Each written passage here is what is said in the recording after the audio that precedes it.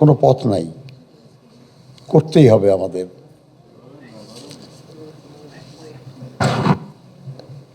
এখানে আমাদের, আমি বলি যে আমাদের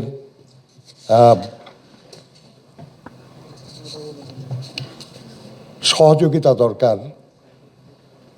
যারা খুব সক্রিয় রাজনীতিতে বলেন, সমাজে বলেন, ব্যবসায় বলেন, কর্মে বলেন,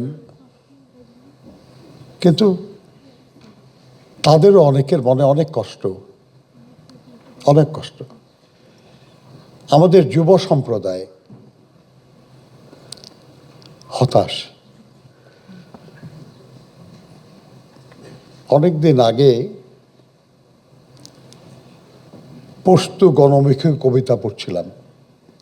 টানা তৃতীয়বার অর্জন করেছে দেশের সেরা সুপার ব্র্যান্ড স্বীকৃতি বসুন্ধরা টিস্যু।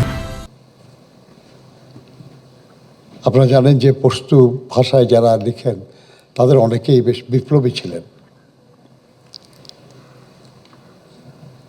এতই বিপ্লবী তারা যে তার বইয়ের মুখবন্ধে পড়ছিলাম যে রক্তাক্ত বাঘ আর আহত সিংহের পায়ে শিকল পরানো যায়, কিন্তু আমাকে নয়।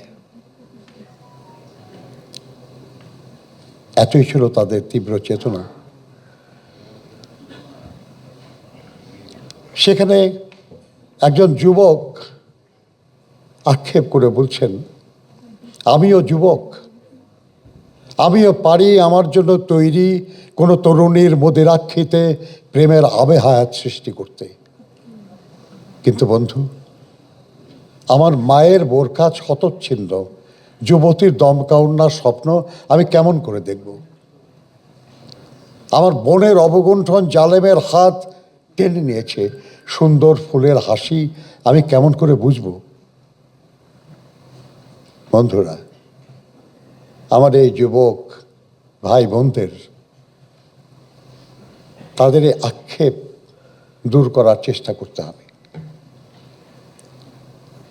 আমরা পারবো না, একা পারবো না, সবাই মিলে চেষ্টা করতে হবে। আর না হলে তার খুবই ন্যায্য যে আকাঙ্ক্ষা, সে আকাঙ্ক্ষা অপূর্ণ থেকে যাবে। আর এ ব্যাপারে আমি শ্রমিক আন্দোলনের মানুষ, রাজনীতিতে যুক্ত হয়েছি, আমার প্রবলেম নাই। আমি কষ্ট করেছি জীবনে অনেক, আমি অপেক্ষা করতে রাজি আছি। শুধু যদি আমি স্বপ্নে দেখি যে আমি সফল হব, আমার দেশ সফল হবে, আমার সহকর্মীরা সফল হবে, আমার সন্তানেরা সফল হবে। কারণ এটা একদিনের কাজ না, কিন্তু অনিবার্য কাজ। আমাদের এত বড় একটা তরুণ জনগোষ্ঠী আছে যেটা বিশ্বের বহু দেশের নাই। শুধু যদি আমরা তাদের কাজে লাগাতে পারি,